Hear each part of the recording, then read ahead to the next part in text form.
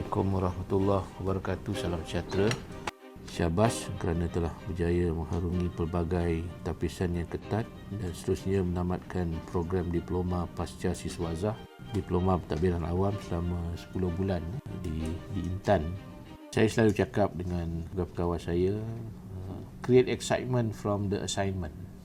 So tak ada masa untuk bersedih kerana mungkin tak dapat kementerian yang dipohon atau tak dapat portfolio yang dipohon. Anggaplah apa yang diberikan itu sebagai satu penghormatan dan kepercayaan bahawa you have what it takes to deliver the jobs and the functions. Kalau you nak stay 30 years in the service with a lot of energy, that's one of the things yang you boleh buat dan you boleh mula immediately. And then there are a lot of opportunities dalam Kementerian Kesihatan ni to do that kind of things. It's a very big ministry.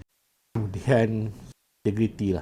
Jadi itu penting untuk kita selalu pegang supaya apa-apa yang kita buat tidak compromise. Kita ni mesti can feel independent, be independent in doing our things.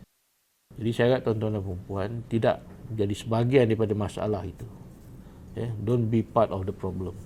Always be part of the solution. Saya fikir you are generasi yang lebih well-versed, lebih natural when it comes to technology, digitalization, AI. Tengok proses-proses kerja yang boleh didigitalkan, yang masih manual. Ambil peluang, cetuskan perubahan itu. Tak payah tunggu ke SU atau SUB untuk menggerakkan. Because you can relate dengan you punya generasi kat luar sana.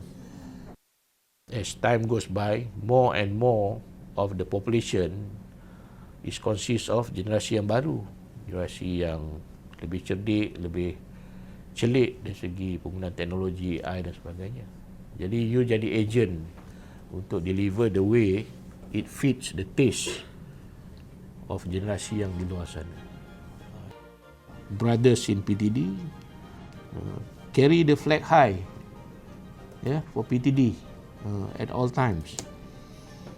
Tak kira di mana you bekerja, dengan siapa you bekerja dan sebagainya. Help carry the flag of PTD.